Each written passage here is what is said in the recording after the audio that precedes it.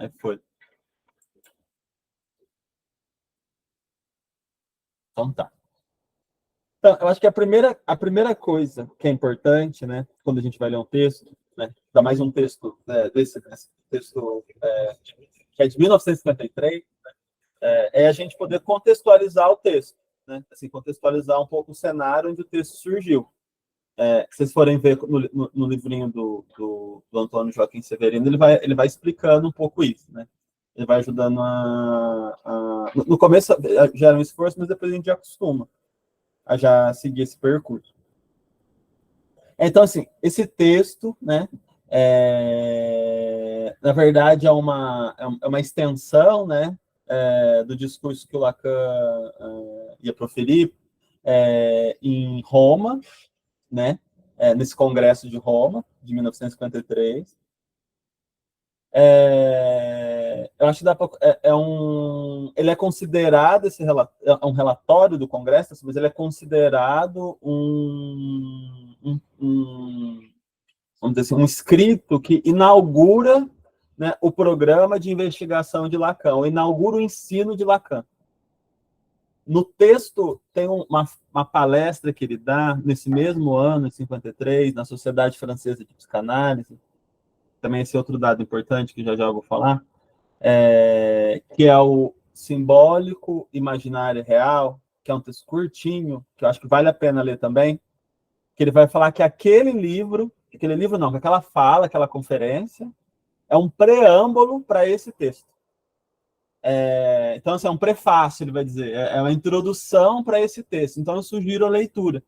Que lá ele vai introduzir os conceitos de simbólico, de imaginário, de real, mais do simbólico e do imaginário do que o de real, que acaba nem aparecendo, ele fala que vai falar, mas não fala nada do real. Mas sugiro a leitura, que lá ele propõe esses três termos, né, simbólico, real, depois é real, simbólico, imaginário. Não é os nomes do pai, o nome é esse, simbólico, imaginário, real. Esse é o nome do livro, do texto. Eu acho que está no livro Nomes do Pai, eu acho que sim, tá certo. Tá? Alguém perguntou, está no livro Nomes do Pai, eu acho. Eu não recuperei, não vou conseguir pegar agora. Mas é uma conferência que está dentro de um daqueles livrinhos fininhos da Zahar, que são textos que nem estão nos seminários nem nos escritos. Depois eu posso mandar para vocês no grupo. Mas lá ele vai falar assim, estou aqui... Gabriel, desculpa, tá no Nome do Pai, tá aqui, ó. Ah, beleza. Então é isso. Olha lá, gente. Mostra pra gente. Olha lá. É o da capa verde. É o verdinho, esse mesmo. Isso, tá aqui. Sugiro a leitura. Porque ali ele vai dizer que é uma introdução a esse texto e que o que ele está propondo, né, com esse programa de investigação dele, é uma nova orientação de estudo em psicanálise. Então, ele está se opondo à orientação de estudo que tinha sido estabelecida, né, pelos psicanalistas da época, né, ligados à IPA, né, que é o Instituto de Psicanálise de Paris que ele estava. Ele vai propor um outro programa. Então, assim, vou partir de outros pressupostos, que isso significa de outros pressupostos para ler o Freud.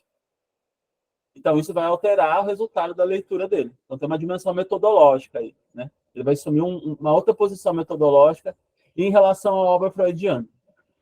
E três desses pressupostos, dessas chaves de leitura, são o simbólico, o imaginário e o real, que desde o início vão servir como chaves de leitura para ele ler a obra freudiana e também para ele criticar os psicanalistas da época.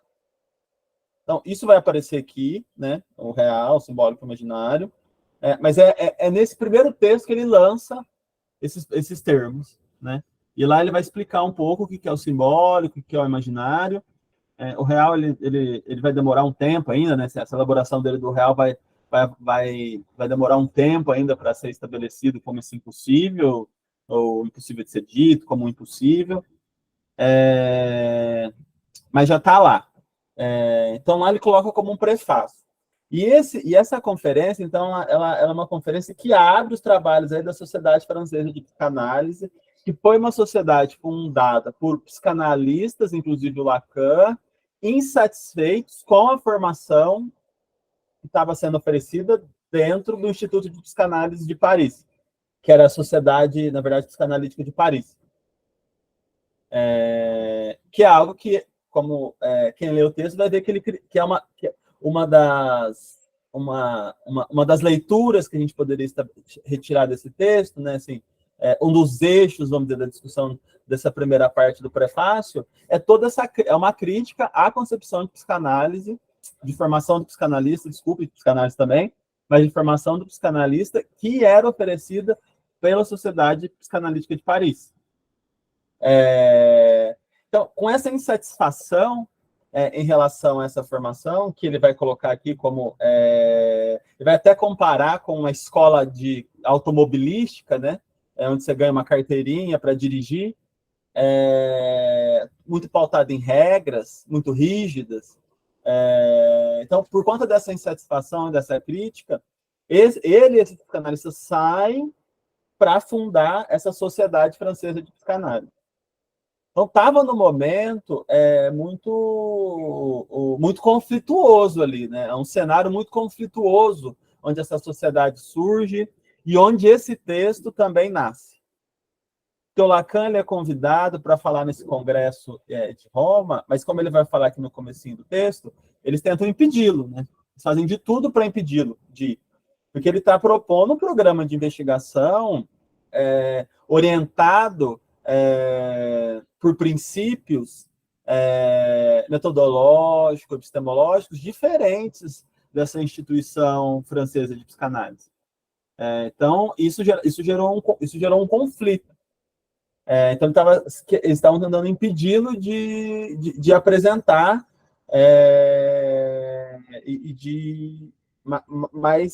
mas no final, acho que assim, de alguma maneira acontece essa fala dele, não é esse texto, é uma outra fala que ele faz, que chama o Discurso de Roma, né? Está nos outros escritos. Mas esse relatório é considerado assim, o pontapé inicial desse programa de investigação dele. Tá bom? Então, assim, só para contextualizar, então é nesse meio, né?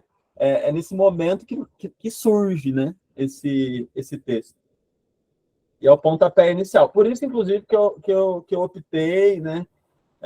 Por estudá-lo, justamente para pensar o trabalho do psicanalista, porque eu acho que ele pode nos dar as pistas iniciais do que ele pensa da psicanálise e do trabalho do psicanalista para a gente criar um ponto de partida para a pesquisa avançar sobre esse tema.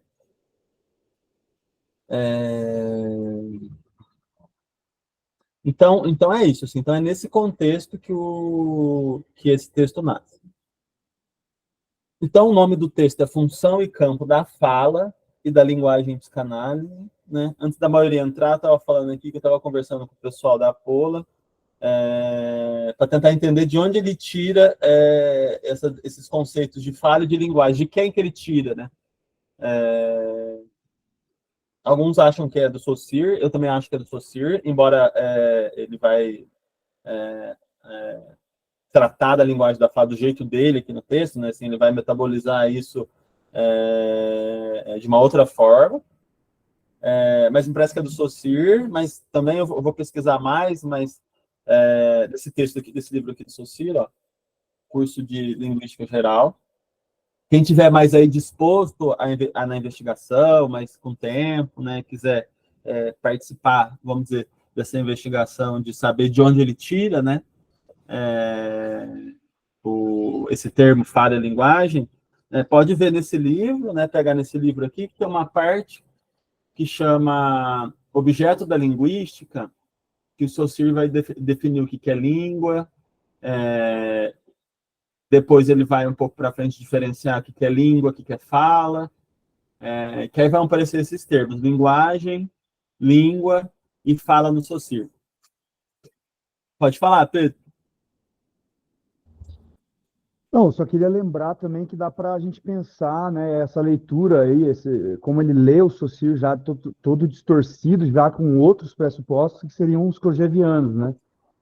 Da Do questão da Kojève? linguagem, até que a questão dessa linguagem, Anota aqui. da, da ideia do conceito que mata a coisa, né, da palavra que mata a coisa. Então, já tem aí uma amálgama conceitual bem complexa, assim, para Uhum. cada base que o Lacan vai ter, ele já está articulando com outras bases ali, com um conjunto de preconceitos, digamos assim, né?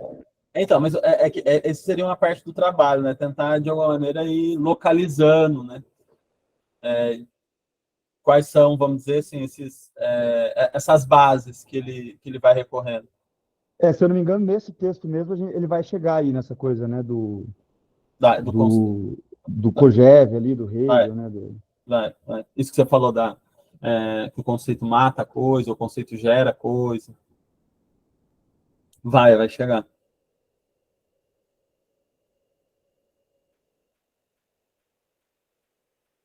E aí, aí lá a gente pode tentar recuperar isso. Mas quem tiver interesse também pode ajudar nesse trabalho, né? Assim, que tá aí no curso de Linguística Geral, tem essa discussão da fala, da linguagem, da língua. E eu indicaram também o livro do Jacobson, que eu vou tentar encontrar, ver como é que ele define fala e linguagem. Quem também tiver algum conhecimento, tiver interesse. Tem o Kojève. Qual que é o outro também que eu pensei? Mas eu perguntei para o João, ainda não sei. Vou ver o que o Levi-Strauss fala de fala e linguagem. Camila, pode falar. O que eu ia comentar é que, de maneira geral, a gente ouve falar dessas referências, né, que são mais famosas, digamos assim, né, Saussure, Kojève e tal, mas nesse mesmo texto, acho que ele vai trazer outras coisas para ajudar a gente a pensar também o que é a fala para ele, né, e essa função. Tem uma nota, estou tentando achar aqui em que página é, mas que ele vai fazer referência a 2 capítulos de um livro chamado Livro do Camus, que ele vai trabalhar justamente, acho que é quando ele vai falar dos argonautas aqui, que ele vai falar justamente do uso que se fazia da palavra, né, nessas Legal. Onde está? sociedades, nessas culturas. Deixa eu achar. Mais para frente no texto, você diz? Eu acho que tá mais para frente, acho que ali onde ele vai falar de fala vazia e fala plena. Eu vou procurar com calma aqui, depois eu mando no chat. Mas é interessante ir lá nesse texto, porque ele vai... eu não lembro agora o nome do autor, né? Mas o que ele vai trabalhar é justamente o que era a palavra nessas comunidades, né? Que foram utilizadas ali por outros povos, não tinha o mesmo significado de palavra que para os colonizadores, né? Mas e aí de como a palavra ali tinha um sentido, uma concepção de palavra é ato, palavra é pensamento, palavra é ação também, né? E aí acho que tem uma relação estreita com isso, da palavra criar coisa, né? Então, para a gente poder também ir em outras referências que não são, que são mais difundidas, assim, né? Que eu achei aqui, ó, do Camus, né? Maurice, não sei se é Maurice, não sei se é francês, mas Maurice Léonard. Isso. Você conseguiu achar o texto, é isso? Um colega que conseguiu achar, aí eu fiz uma tradução aqui, eu posso mandar lá no grupo, tá bem fuleira, porque foi uma tradução via Google Tradutor mesmo, mas dá para pegar... Mas manda. Manda o original também, tá em francês? Não, tá em espanhol, eu mando o original e a tradução. Manda, por favor. Você falou só, Gabriel, do Levi-Strauss, que a colega trouxe aí. Me lembrei de um relato etnográfico que o Levi-Strauss traz, que esse, não diria nem cuidado, assim, mas esse medo, digamos assim, que muitos povos têm de usar a linguagem, porque ele diz assim, né, o uso da linguagem ele é tão não universal que, por exemplo, tem tribos que você não pode falar o tempo todo, né? Como a gente fala assim, né? A fala ela é para específicas situações Então, assim, isso é uma coisa bem interessante, assim, que o Levi-Strauss traz nessa discussão. Se você conseguir achar, você manda depois a referência? Vou procurar. Uhum. E aí o Pedro falando de Levi-Strauss, eu lembrei também daquela questão do Mana, que ele vai trazer lá, né, na introdução da obra de Marcel Mauss, que acho que é um outro lugar também que, pelo menos até então, acho que Lacan vai pensar um pouco para pensar essa coisa da fala enquanto dádiva de um presente, mas que faz relação com o outro também, né? Ao mesmo tempo que é um presente que nos coloniza, enfim, que eu acho que é uma outra referência que vai para além dessas que se discute mais, né? Porque, por exemplo, eu acho que Saussure é uma das mais faladas, né? Porque a galera faz uma oposição de Saussure entre língua e fala e vai dizer que, bom, em Lacan essa oposição vai para fala e linguagem, né? Mas não tem só ali em Saussure, acho que ele pensa coisas de outros lugares também. Que então, é interessante a gente poder fazer esse mapeamento. Você manda você, Camila, todo mundo que está dando referência, coloca lá no grupo para gente. Manda sim. Eu vou tentando sistematizar lá no Drive. E também, assim, conforme a gente for encontrando essas referências, se a gente achar que vale a pena, a gente poderia trazer para a gente conversar aqui, né? Assim, eu acho que é super interessante ler esse capítulo que você falou, por exemplo, do Camus, por exemplo. Poderia ser interessante. Aí a gente poderia fazer nesse esquema de... igual tem pessoas que vão apresentar o texto, aí a gente, né? Nem que for uma apresentação, se o texto não for, nem que precisa ser uma apresentação de 1 hora, né? Mas trazer, assim, as principais ideias, né? Para a gente ir compondo essa nossa leitura do texto, né? Obrigado. Então é isso, gente. Então a gente vai pesquisando e vai trazendo isso que a gente vai definindo com o tempo. Assim, isso, a partir do item fala vazia e fala plena, ele vai falar muito disso, né? Fala. É interessante a gente poder ter uma certa definição, uma certa conceitualização do que é fala, para a gente poder se situar no que ele está dizendo.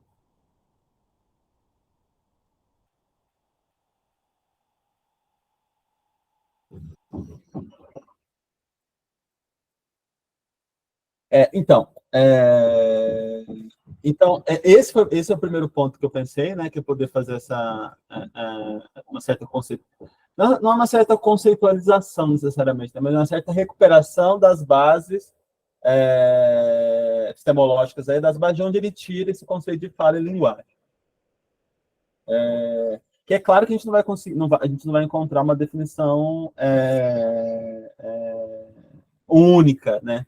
Plena, vamos dizer, né? Assim, mas a gente vai ter essas pistas de onde ele bebeu para a gente poder tentar voltar para o texto e tentar conceitualizar o que significa fala e linguagem nesse texto.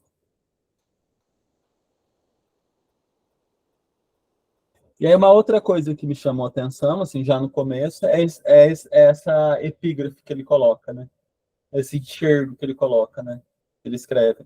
Em particular, não convém esquecer que a separação entre embriologia, anatomia, fisiologia, psicologia, sociologia e clínica não existe na natureza e que existe apenas uma disciplina, a neurobiologia, a qual a observação nos obriga a acrescentar o epíteto humano no que nos concerne. Então, a neurobiologia é um ramo da biologia que estuda o sistema nervoso. E claramente, nessa epígrafe, se a gente for comparar com o título do texto, por exemplo, Função e Campo da Fala e da Linguagem, contrasta, né? Como assim? No Instituto de Psicanálise tem uma epígrafe defendendo que só existe uma disciplina que é neurobiológica. E o Lacan vai justamente defender nesse texto um estudo da fala e da linguagem. Então ele está fazendo, quase uma sátira, né? Assim, uma zoeira quase que ele está fazendo, né? É uma crítica, que é isso, uma crítica que a gente vai ver no texto, que ele vai fazer uma oposição a uma perspectiva biológica da psicanálise, e mais para frente a gente vai ver também, ele vai fazer uma crítica ao que ele vai chamar de uma certa herança que ficou da psicanálise nessa época, da medicina. Então, acho que esses pontos são bons a gente ir marcando, assim, então, assim, ele tem uma posição, né, que é que não é biologicista, né, que é antibiologicista. E aí, pensando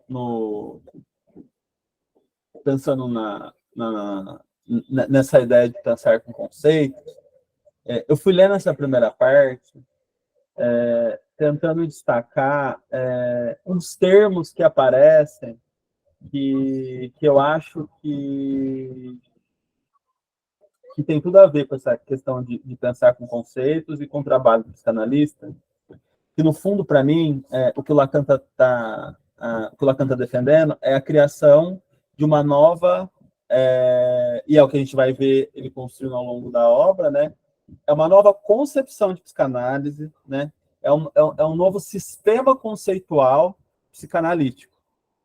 Aqui, inclusive, ele está defendendo uma outra concepção de formação do psicanalista. Ele não está necessariamente defendendo que se faça, do ponto de vista técnico, somente mudanças, né? Porque ele justamente está criticando essa dimensão técnica como uma dimensão... A gente está na página 238. 238, 239, até que a gente o comentário, eu vou fazer um comentário geral. Eu vou destacar algumas partes, mas a gente não vai ler, não vou ler todo, né, para a gente poder ir avançando. Então, como eu fui lendo o texto, né, do meu ponto de vista, o que o Lacan está fazendo, assim, a gente tem que fazer uma mudança de concepção, é uma mudança teórica, para que, em decorrência disso, advenha uma mudança nesse âmbito prático, nesse âmbito técnico, no âmbito clínico. Então, ele vai insistir, né, me parece, desse texto, que a mudança é conceitual. Então, é como se eu estivesse dizendo, o psicanalista tem que trabalhar, a minha proposta é criar um novo sistema conceitual a partir do qual o psicanalista possa trabalhar. Porque esse sistema conceitual, ele é anterior à prática, ele é anterior à técnica, ele é anterior à clínica. E a gente vai ver aqui, ao longo do texto, né? Primeiro, isso que eu falei de uma maneira muito evidente, que ele está fazendo uma crítica à concepção da formação, né? E propondo uma outra concepção. E vai aparecer, em vários momentos, uma referência a essa dimensão da concepção, que vai aparecendo sempre esses termos. Uma concepção diferente, fundamentos da psicanálise, a concepção da formação, mudança no sentido das noções, recuperação dos fundamentos da experiência, da prática psicanalítica. Tem partes que ele vai falar que nossa disciplina só deve o seu valor aos conceitos. Então, ele está sempre direcionando, né, a crítica e apontando a mudança para esse campo conceitual. E aí eu destaquei algumas partes desse sentido, né, da leitura que eu estou fazendo, se alguém quiser trazer outras partes também, aí a gente pode conversar sobre ela. Mas uma das partes que eu destaquei, que tem a ver diretamente com essa questão conceitual, está na página 240, começa no último parágrafo, né?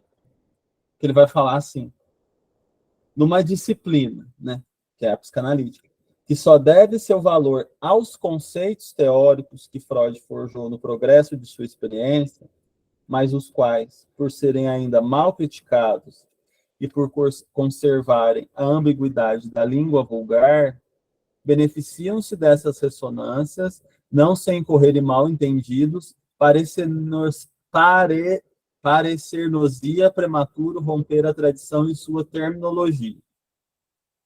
Mas parece-nos que esses termos só podem esclarecer-se ao estabelecermos sua equivalência com a linguagem atual da antropologia ou com os mais recentes problemas da filosofia, onde muitas vezes a psicanálise só tem a se beneficiar.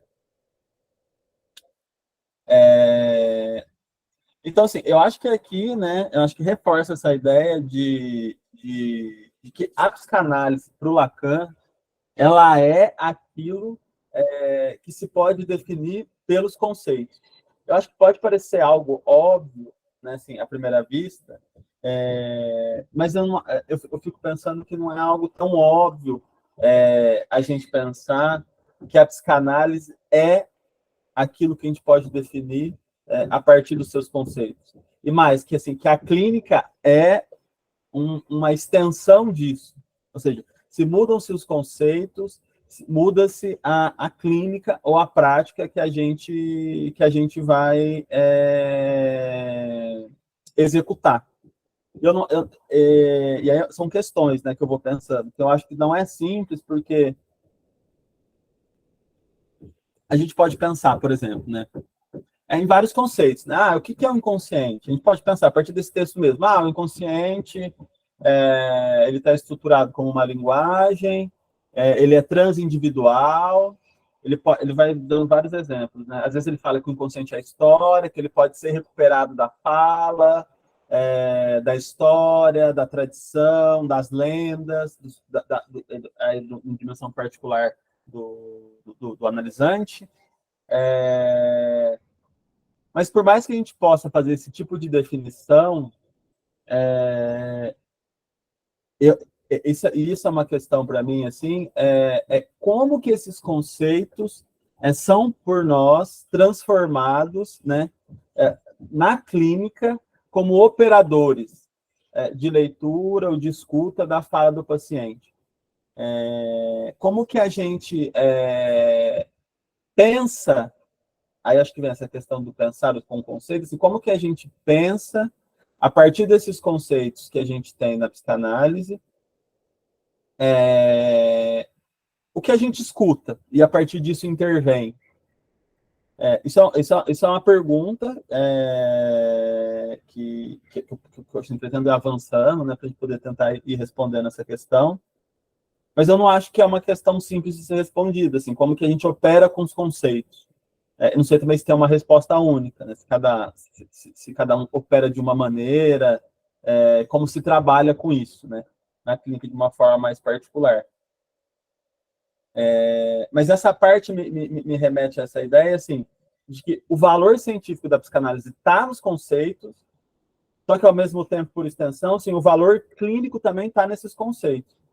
Então, a depender de como a gente os define, os concebe, a gente vai ter um tipo de clínica diferente.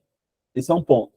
Mas a questão é como que, a partir desses conceitos, a gente constrói essa clínica diferente, né? Como que a gente lê e produz as intervenções.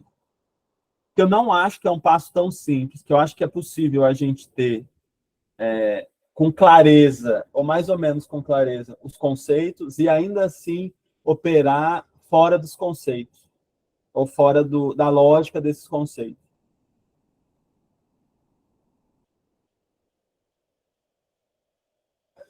Tudo bem, pessoal? Não sei se faz sentido para vocês, se quiserem comentando. Eu queria comentar uma coisa só, Gabriel. Pode falar, Pedro. Exatamente a partir desse ponto que você coloca, que é o que eu chamo de uma espécie de leitura generosa do Lacan diante do erro de muitos clínicos psicanalistas. Uhum. Né? Apesar, assim, a partir de epistemologias diferentes, pelo campo conceitual significante também ser parcial, está marcado por uma falha, né? Ele nunca é uma totalidade coesa. Sim. Né? A experiência, vamos chamar assim, né, empírica, muito entre aspas aqui, a prática, vamos chamar assim, para ser mais claro, ela é também uma fonte infinita de releituras. Então, por exemplo, quando ele vai falar da Melanie Klein, ele fala lá da teoria como é que é? Pré-edípica que ela vai colocar, né? Uhum. De que já existe um Édipo antes do Édipo, uma maluquice, sim. E ele vai se apropriar de algo que ele considera valioso, desse erro, digamos assim, e vai dizer, se ela tivesse a teoria do significante, né? Uhum. Então, ele consegue valorizar e pegar coisas da experiência de clínicos que partem de pressupostos muito diferentes dele, assim. Uhum. Isso eu acho muito interessante, assim, a partir disso que você trouxe, assim. Uhum. Sim. E é isso, né? E aponta isso também, assim, essa dimensão, vamos dizer, da experiência, né? que no fundo já também é uma conceitualização, o que é a experiência, né? O que é essa experiência empírica, já é um conceito. Mas se a gente for pensar na experiência, né, uma mesma experiência pode ser lida de formas diferentes. Que é isso, o mesmo caso, acho que nesse exemplo que o Pedro está dando, o mesmo caso, ele pode ser lido de uma forma diferente a depender do pressuposto que você está utilizando, né? É diferente ler um caso que, igual o Lacan faz, ele faz uma releitura, vamos dizer, né? Ou ele faz alguns destaques lá do caso Dick, da Melanie Klein, né? É diferente a leitura que a Melanie Klein propõe da leitura que o Lacan faz do caso Dick. O Lacan também propõe leituras diferentes de alguns casos do Freud, né? Ele lê de formas diferentes. Dá para a gente pensar, assim, bem entre aspas, que o caso é o mesmo. A leitura muda, mas a hora que a leitura muda, o caso também muda. É que a gente está falando de textos, nesse caso, onde a gente não tem essa capacidade da clínica, né? Mas a gente percebe isso na clínica. Se a gente está atendendo um paciente a partir de uma hipótese, por exemplo, conceitual, a gente vai enxergar, né, a gente vai escutar aquilo que o paciente está dizendo de uma forma. Da vez que a gente muda, a gente pode escutar as mesmas coisas de uma outra maneira. Então, o caso muda, a gente muda, a nossa posição muda, o caso muda, os efeitos sobre o paciente muda, a resposta que ele dá também muda, né? Um pouco é isso que a gente acaba fazendo nas supervisões, né? A gente leva um caso que a gente está com uma dificuldade na supervisão, o que o supervisor acaba ajudando a gente é criar uma outra hipótese de leitura, né? Nossa, eu estou lendo por esse lado, mas essa leitura não está me permitindo avançar com o caso. E aí a gente vai para a supervisão, se estabelece uma outra leitura. E aí aquilo nos ajuda, né? Que a gente adota uma outra posição. O caso é o mesmo, né? Entre aspas. Mas, ao mesmo tempo, não é o mesmo. E a gente vai... Tem uma coisa que o Lacan coloca num dos seminários lá, que eu nem lembro qual que ele vai dizer assim, tem uma coisa semelhante entre eu e o Foucault, né? Tudo que interessa para a gente é a relação entre as palavras e as coisas. Uhum. E me parece que o Lacan vai colocar sempre é que essa relação entre palavras e as coisas, ela é sempre marcada por uma infamiliaridade, né? Ela é uma coisa que muito esquisita, assim, né? A gente não consegue ter uma... é só uma via de mão dupla, uma via de mão única, né? Tem uma resposta absoluta, totalmente coerente, assim, né, sobre as palavras e as coisas. Parece que entre as palavras e as coisas sempre tem um campo, assim, determinado de leituras também, né? O que vai me parecendo, né, é que para o Lacan, a palavra cria a coisa. Então, nesse sentido, que eu acho que é uma ideia radical, é que na clínica, no fundo, aquilo que a gente lê do discurso do paciente, né, o que surge na clínica, vamos dizer, né, tem uma participação, né, ativa do psicanalista na geração daquilo. Então, assim, então, o analista na clínica, né, ele não está descrevendo o que o paciente está falando, ele não está recuperando algo que já é intrínseco, uma verdade que já é intrínseca ao discurso do paciente, que seria anterior àquele momento. Acho que nessa perspectiva, né, pelo menos na leitura que eu vou fazendo do Lacan, aquilo que surge na análise é inteiramente dependente dos conceitos e da leitura que o analista faz a partir desses conceitos e da intervenção que ele produz a partir da hipótese que ele vai construindo. Então, o analista... Assim, não, eu concordo, eu só acho que tem um pequeno detalhe que é assim, essa palavra criadora no Lacan, digamos assim, que pode ser o sistema significante, não é uma máquina onipotente. Não é um idealismo platônico clássico. É um platonismo meio quebrado, assim. Então, ela é uma palavra meio que cria um morto-vivo, assim, também. E a coisa, ela também não se reduz à palavra totalmente. Ela é um problema, ela é uma fonte inesgotável de outras leituras. Daí que eu coloco, a coisa ela também não é totalmente determinada pela palavra. Ela é uma indeterminação também, porque a palavra ela é uma palavra não toda, né? É uma palavra falha, uma criação meio Frankenstein, assim, uma coisa meio decrépita, assim. Então, é que eu fico pensando que mesmo essa decrepitude, essa falha, né? Ela é uma produção do próprio conceito, né? Ou da linguagem.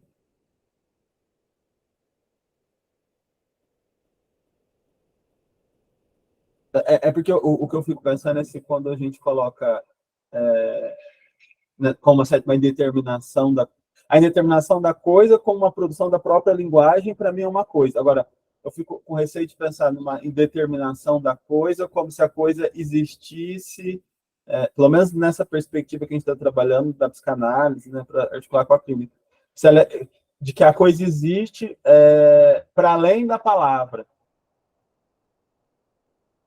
Não sei se fica claro. Gabriel, mas a significação se dá a partir da relação dos significantes. É entre as relações significantes que a significação se dá. Isso. Mas entra algo importante aí, é curioso o Pedro trazer essa relação com Foucault entre palavras e coisas. O próprio Saussure, no curso de linguística, diz que um signo não relaciona uma palavra a uma coisa. Ele diz exatamente o contrário, ele diz que relaciona significante a um significado, ou uma imagem acústica a um conceito, vamos dizer assim, ou a ideia.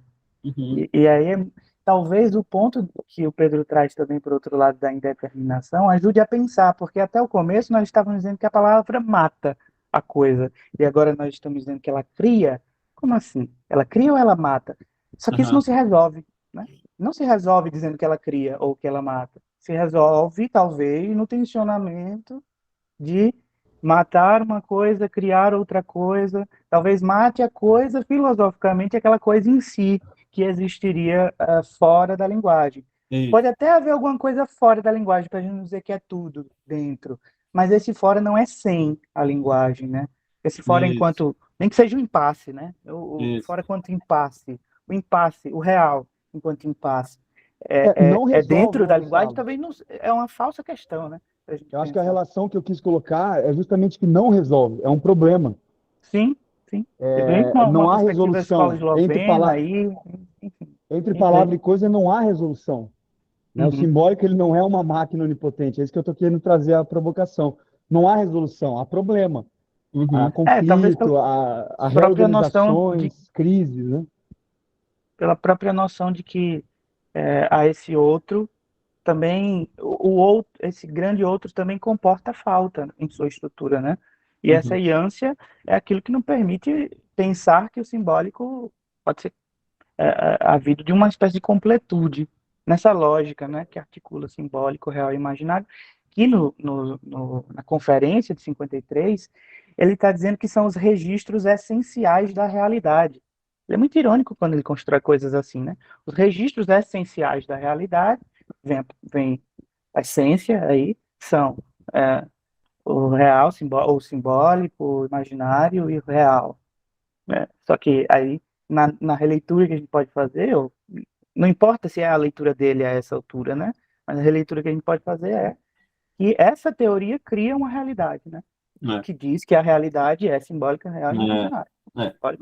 Eu penso nesse sentido. É por aí. Agora, só para contribuir também com a parte do conceito, no seminário 1, lá na abertura do seminário, ele já traz algo a respeito disso.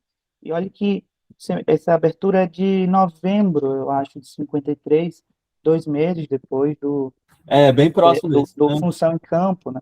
Ele diz assim, ele está fazendo uma comparação com a arte de cozinhar, né? Tem que saber cortar bem o animal. Aí depois ele diz que temos de nos aperceber que não é com a faca que dissecamos, mas com conceitos. Isso. Os conceitos têm sua ordem de realidade original. Isso me chama a atenção também, ordem de realidade original. E não surgem da experiência humana, senão seriam bem feitos.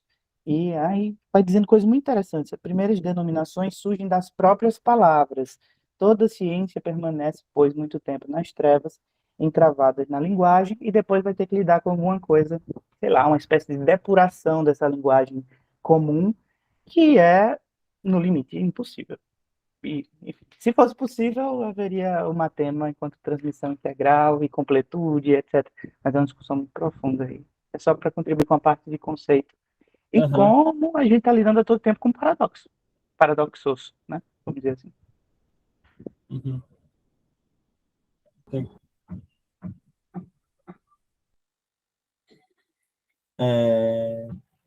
Mas só para terminar esse trecho que eu destaquei, para encerrar, que já faltam 5 minutos, né? Ele segue aqui, né? Mas parece-nos que esses termos só podem estabelecer-se ao estabelecermos sua equivalência com a linguagem atual da antropologia e com os problemas da filosofia. Muitas vezes a psicanálise só tem a se beneficiar. Então, é algo que a gente vai ver durante o texto, que é que é justamente essa retomada, né, assim, que é justamente essa articulação da psicanálise, distanciando dessa perspectiva dos psicanalistas da época, né, que ele vai que é muito ainda com o pé na medicina, segundo ele, com esse viés adaptativo, ele vai fazer uma crítica com viés histórico, que não conversa com as ciências, que chamam de ciências modernas, com as ciências da época, né? Então, para repensar os conceitos da psicanálise que ele vai propor, para repensar essa dimensão conceitual, que aí vai que embasa o trabalho do psicanalista, ele vai, como assim, eu acho que é conhecido, mas acho que vale a pena a gente destacando, porque nem todo mundo aqui tem o mesmo percurso dentro da psicanálise, né? Tem gente que está começando a estudar agora, então acho que vale a pena falar de coisas que, a princípio, podem parecer já muito faladas ou conhecidas por nós. Então, ele vai fazer essa articulação com o campo da antropologia, da linguística, ele não fala nesse trecho, mas da linguística, que é tanto essa discussão que a gente está falando sobre fala e linguagem, e da filosofia, que vai aparecer durante o texto também, a gente vai retomando conforme for possível. Mas o que eu queria destacar é que, assim, ele sempre vai pensar no campo conceitual, no campo teórico, porque a teoria, o conceito, ele vem antes da prática, ele vem antes da clínica. Por isso, naquele texto, eu faço... naquele texto que eu falei da proposta, eu trago o texto do Fink, e a crítica ao texto do Fink, porque é como se lá ele estivesse propondo que é possível se pensar a psicanálise só do ponto de vista técnico, só trazer num texto como fazer, o que pergunta, o que não pergunta, o que fala, o que não fala, que é justamente isso que o Lacan critica, uma psicanálise que se sustenta só do ponto de vista técnico, só do ponto de vista prático, né? É claro que naquele texto do Fink, dá para a gente recuperar no livro do Fink toda uma trama conceitual por detrás que ele não explicita, né? E uma trama conceitual, inclusive, que eu acho criticável, que não está em consonância com o que o Lacan vai propor no ensino dele. Mas eu estou enfatizando, então, assim, eu acho que é importante a gente enfatizar essa dimensão teórica do conceito, porque eu acho que no campo psicanalítico, alguns autores, como Fink, tentam, às vezes, oferecer uma solução para pensar o trabalho do psicanalista como se pudesse se abrir mão da teoria, como se tivesse uma diferença entre teoria e prática, como se pudesse fazer essa separação e trabalhar só com a prática, só com a parte técnica, sem essa investigação conceitual. Quase como se fosse secundária, né? Não é. Ela é primeira, né? E aí ele vai seguir aqui falando dessa dimensão da importância da recuperação das noções. Ele vai dizer que a ação do psicanalista, né, só pode ser elucidada, só pode ser pensada através do sentido que ela tem, e o sentido que a gente dá para a ação tem a ver com os conceitos. Ele faz uma crítica também que muitos analistas agem sem conseguir se referenciar ao campo a partir do qual ele está agindo, né, ou a partir dos conceitos que ele está atuando. Mas é isso, assim, o que eu queria, a leitura que eu fui fazendo, que eu queria destacar, que eu acho que é a parte mais essencial, pelo menos para a gente poder pensar o trabalho do psicanalista aqui, nessa perspectiva que eu estou propondo, é ter claro que a gente precisa avançar no campo de uma concepção, do conceito, da teoria, né? Porque é isso que vai permitir a gente e processualmente aí, com o tempo, pensar na parte prática, que é como esses conceitos podem ser operacionalizados, né? Ou como a gente vai fazer para pensar a dimensão, esse material que o paciente traz para análise, que é dessa dimensão da fala ou do texto, como a gente vai operar sobre isso. Mas não dá para a gente pensar como operar, como o Fink pensa, né?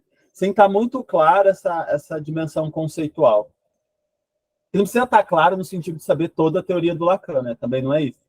Mas está clara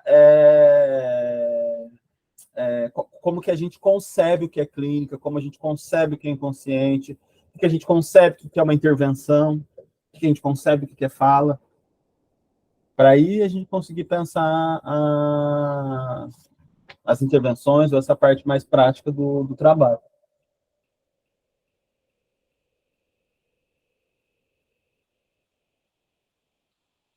Bem, mas foi isso um pouco que eu pensei, assim, não pensei exatamente em trabalhar toda essa parte, como eu disse, dá para se ler de várias maneiras, mas fazer mais esse recorte da nossa ênfase na questão do conceito, da concepção, para a gente podendo avançar, né? Alguém gostaria de comentar mais alguma coisa? Alguém pensou alguma coisa? Destacou algum ponto? Ou um outro ponto? Gabriel, eu queria só tirar uma dúvida. Fala, Carolina. Se esse formato, né, da gente citar muito outros autores e de repente sair um pouco do texto, também é a proposta do grupo, porque eu me perco um pouco, assim, com outras referências, enfim. Então, eu acho que, até para entender um pouco qual que é a proposta, eu fico um pouco perdida, eu acho que eu perco um pouco o foco, porque eu estava entendendo que era como trabalho psicanalista a partir desse texto. Então, eu queria entender um pouco como é que isso se dá. Uhum. Como trabalho psicanalista a partir desse texto. Só que, assim, como eu te disse, assim, eu acho que essa resposta de como trabalho psicanalista vai vindo como um tempo, como um efeito do trabalho que a gente vai fazendo aqui. Eu não sei se tem como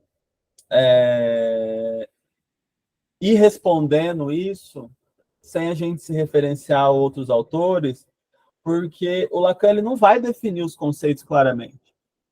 Ele não vai definir o que é fala claramente, ele não vai definir o que é linguagem claramente.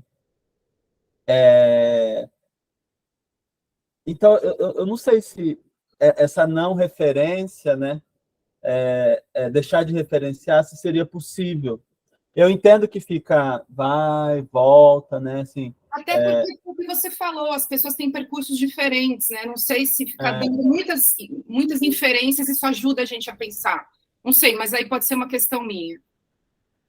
Me parece que como trabalho um psicanalista, uma das coisas que a gente pode começar a pensar é abrindo textos que parecem ser muito fechados em si mesmo e referenciando a coisas que parecem ser muito externas e que, na verdade, têm uma relação de intimidade, né? Eu acho que essa é uma coisa que eu tiro do encontro de hoje, pelo menos.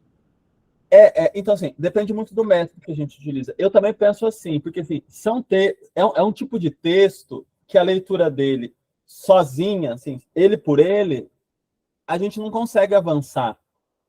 Porque ele congrega todo um pensamento, né, de uma época, né, assim, que é isso, você viu? É Lévi-Strauss, é Saussure, é Jacobson, é o Maurice Léard,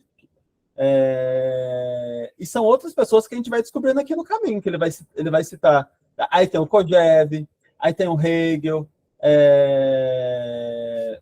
nossa, são muitas pessoas que ele vai citando. E eu acho difícil a gente entender o texto sem essas referências. É claro que a gente não vai dar conta dessas referências aqui. Eu acho importante as pessoas irem citando, irem trazendo e compartilhando para a gente ir lendo em casa, né? Assim, a gente vai lendo em casa para a gente se apropriando. Não, tudo bem. Acho que assim, a minha impressão é que a gente perde tempo, acho que o encontro é pouco, assim, é pouco tempo, e a gente perde um pouco de tempo com citações, que às vezes a gente não consegue aprofundar, aí é uma impressão minha, né? Só queria dividir aqui. Não, eu entendo o que você está dizendo, acho que se a gente não vai, de fato, aprofundar, eu acho que são mais indicações que a gente vai ter que estudar em casa, né? Mas eu acho que assim, o texto pelo texto não é possível. Mesmo quando a gente senta para ler em casa, se ler só o texto pelo texto, não é possível. Tanto por isso que eu indiquei esse como ler um texto de filosofia, que ele vai falar disso, assim. Não dá para a gente sentar e ler um texto de filosofia ou esse texto do Lacan só pelo texto. A gente precisa de outros textos para ler esse texto. Porque ele vai citando muita gente. A gente já fez uma experiência aqui de lendo parágrafo por parágrafo, por exemplo, né? Só que demora muito tempo, né? Assim, é uma forma que a gente consegue aprender melhor. Aí a gente vai para a referência e volta. Fica mais claro? Fica mais claro. Mas aí é uma outra proposta que eu optei por não fazer dessa vez. Mas a gente pode ir avaliando, assim, vamos ver como vai sendo, se a gente for vendo que fica muito difícil para acompanhar, aí a gente vai alterando o método. Também não é rígido no sentido, não dá para mudar, né? Tem que ser só desse jeito.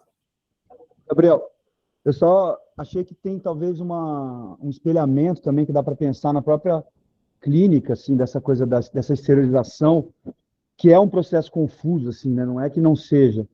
Mas me parece que talvez tenha alguns caminhos que não dá para fugir da confusão, assim, né? Porque, por exemplo, eu lembro de uma professora bem freud-lacaniana que dizia assim, né? Quando o paciente está falando da mãe, não sei o quê, está falando da representação interna que ele tem da mãe, não sei o quê, né? Sempre você está falando de você, né? Que é essa coisa da não exteriorização, né? E o Lacan vai dizer, bom, para você analisar um caso, você tem que levar em conta pelo menos 3 gerações, né? Ou seja, o próprio caso individual, entre aspas, usando aquela ideia que você trouxe do transindividual, ele é uma explosão, digamos assim, dessa realidade fechada que chama exteriorização. Ela se exterioriza, a história de cada um em particular se exterioriza na história dos outros, né? Nesse parentesco, assim. Então, eu acho que isso tem uma estrutura até meio que semelhante à própria prática, assim, sabe? Eu acho que o que a gente pode fazer é assim, a gente se atenta ao texto, né? Hoje eu não trouxe, assim, eu acabei fazendo essa leitura mais sem trazer citações, mas eu posso tentar, então, assim, selecionar algumas citações, né, para a gente trabalhar, né, que recupera, vamos dizer, a ideia essencial do item. Porque eu acho que aí a gente se aprende mais nessas citações, fica preso ao texto. Eu acho que não dá para deixar absolutamente de ir para as referências. A gente vai para as referências quando alguém tiver, por exemplo, igual a Camila trouxe essas referências, as indicações, né? Se a gente que traz a referência conseguir referenciar com o texto, a gente fala mais e referencia. Agora, se for só uma indicação, a gente indica o texto e compartilha depois para a gente ler em casa. Vamos fazer o esforço de tentar, vamos dizer, devagar, né? De não devagar, né? De não ir devagar, de ir devagar no sentido de também ir para o que o Lacan já falou muito lá na frente, avançou muito, sobre conceitos que ele não está trazendo aqui ainda, né? Acho que a gente pode tentar fazer os dois trabalhos, né? Se esforçar para manter no texto, e aí eu vou trazendo essas citações, né? Que eu acho que isso mantém a gente no texto. A gente volta para essas citações. E as referências a gente vai trazendo e tentar trazer só que tem muito a ver ali com aquele texto, né? Que consiga, pelo menos, produzir alguma articulação, um avanço na discussão que a gente está fazendo. Sem divagação, sem divagar, né? Mas é claro que se tiver alguma citação importante, eu acho que é bom trazer e referenciar para a gente poder ler em casa, né? Por exemplo, essa que a Camila trouxe do Ockham, eu não tinha pensado nisso, então eu acho que é importante, né? Assim, porque agora eu vou ler, e a hora que eu voltar para ler o Lacan, eu vou ler de um outro jeito. Não vai ser mais do mesmo jeito. Tanto, por exemplo, eu indiquei essa parte do Saussure. Se vocês forem lá ler língua, linguagem e fala no Saussure, depois que vocês virem ler o Lacan, não vai ser do mesmo jeito. Vocês já vão ler de outro jeito o Lacan. E todas essas indicações do Kojève, do Lévi-Strauss, esse trecho, por exemplo, que o Gustavo trouxe do Seminário 1 também, quando você for ler aqui, já não vai ler do mesmo jeito. E o texto já vai ser lido de uma forma diferente. Mas vamos combinar assim, a gente se esforça para manter no texto e trazer as referências quando necessário, evitando devagar. Eu acho que o pior de tudo não é trazer referência, o pior é quando a gente divaga, né? Era isso que eu quis dizer. Tá bem que você entendeu aí. Eu acho que o problema é quando divaga muito, vai associando muito livremente, né? Porque isso remete com isso, que remete com isso, que remete com isso, que remete com isso, né? Tentar ser o mais pontual possível, vamos dizer, no comentário, na referência. Mas eu acho, aí por outro lado, eu acho bom as pessoas trazerem também, para só eu não ficar comentando, né? Para só eu não ficar falando, porque senão vai ficar chato também, só eu falando, né? Talvez aí, a gente pudesse combinar também, se vocês pudessem também trazer, destacar as citações, vocês também fazerem uns comentários, né? Vocês já vão ter lido em casa, por exemplo. E aí, por exemplo, vocês já pensaram numa referência? Já traz mais ou menos uma fala prontinha, referida àquela citação, que aí não divaga, né? Mas é isso, assim. Mas, por outro lado, também, assim, às vezes vai devagar, também, assim. Mas às vezes vai sair do prumo, não tem jeito, né?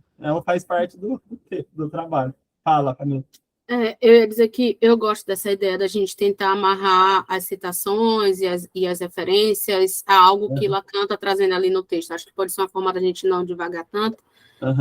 Mas eu também acho que sem essas referências, sem essas outras indicações, não vai. E aí eu estou falando pela minha experiência aqui, né? Eu tinha lido esse texto em grupo há 1 ano e pouco atrás, e li o texto pelo texto mesmo. Então, tipo assim, fui só ali no texto e não saía para buscar outras coisas fora, né? Até que recentemente eu fiz uma leitura mais detida mesmo dele. Passei uns 4 meses aí no texto, indo em muitas... E olha que eu não fui em todas que ele traz ali, porque às vezes, tipo assim, em uma página ele está metendo 4 referências que ele está colocando diretamente ali o que é, mas no meio do caminho tem 2 ou 3 que ele só soltou e não disse, estou pegando de tal lugar, né? Mas essa última leitura aí mais detida fez muita diferença para o entendimento do texto mesmo, do que ele está trazendo ali, e nessas referências, como, por exemplo, essa do Camus. Para mim, fez muita diferença para entender o que é a fala, que função é essa, aquilo quando ele vai dizer da fala enquanto tessera, para a gente não ficar só reproduzindo isso, sabe? Da fala enquanto tessera, sem entender o que exatamente ele está querendo dizer quando ele traz isso, sabe? Então, acho que a gente pode ir, à medida que cada um for lendo também, vendo referências que sejam importantes e que link com o texto, vai trazendo, mas vai trazendo e fazendo esse link com o texto também, né? De tipo, ele referenciou tal coisa aqui, eu acho que é importante. Não é a referência pela referência, né? E aí também vai a gente poder fazer esse movimento em grupo, mas aí também cada um ter o seu movimento em particular de escolher quais são as batalhas que vai enfrentar, né? De tipo, agora eu vou nessa referência. A outra vai ficar para um outro momento, porque também não dá para a gente abraçar todas as referências ao mesmo tempo, senão a gente endoida. E aí cada um vai vendo o que quer dar uma aprofundada naquele momento ali, né? Então, nessa última leitura, eu aprofundei algumas. Outras vão ficar para um outro momento, porque não dá para ser tudo de vez. E seguindo esse comentário da Camila, assim, também não dá para esperar que eu vou trazer todas as referências, né? Porque eu também não vou dar conta de trazer todas as referências. E eu vou sempre, quando eu apresentar, eu vou sempre tentar fazer um comentário, quando eu falar, tentando articular, eu estou tentando construir essa hipótese do pensar com conceitos. Então, eu vou sempre destacar esse ponto, porque é o que eu estou tentando avançar nesse ponto, assim. Porque é a minha proposta, assim, mas alguém pode também estar lendo esse texto e pensando no trabalho dos psicanalistas por um outro ponto, que também pode trazer para avançar. E como é um grupo de pesquisa, é um work in progress, né? Então, assim, então tem indas e vindas, tem coisas que não vão ficar claras, vão ficar sem a gente saber mesmo. Mas eu acho essa experiência muito bacana, assim. É uma experiência de aprender a ler o texto do Lacan E com o tempo, se a gente investe nisso, a gente vai aprendendo a ser autônoma, né? Intelectualmente, né? Assim, você mesmo pode ler o texto do Lacan, né? Você não precisa que alguém fique te explicando o que o Lacan disse aqui, o que o Lacan disse ali. Fala, Lilian. Eu fiz uma sugestão aí no chat. Qual que você fez? Pode falar. De repente, a gente tentar fazer um documento compartilhado que a gente pudesse ir colocando as referências. Eu acho. De repente, o conceito e qual a referência sugerida, que pode ser antes ou depois do encontro. Pode. E que a gente vai sistematizando isso.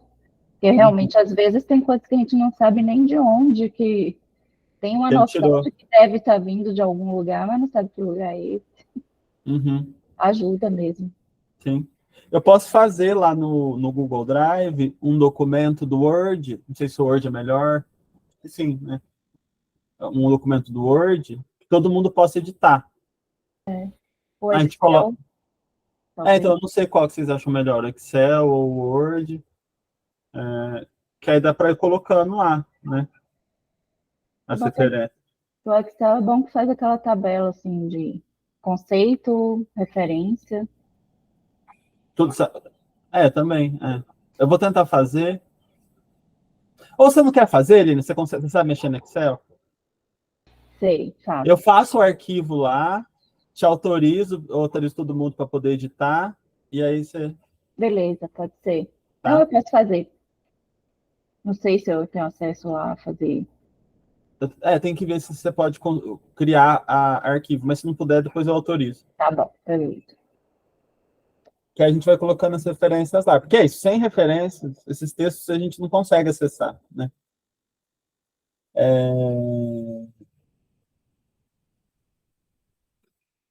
Bem, é isso. Então, semana que vem vamos para a introdução, tá? A gente não vai dar conta do texto todo, não vamos dar conta de todas as dimensões do texto, a gente vai ter que ir avançando, né? Por isso que é bom ler em casa, aí ler essas referências, que é um trabalho também, como pesquisa, um grupo de pesquisa, então tem um trabalho individual de cada um de fazer essa pesquisa por conta também, né? Tá bom? Então, semana que vem, então, a gente fala sobre a introdução. Tem pontos importantes. Até lá, então, pessoal. Tchau.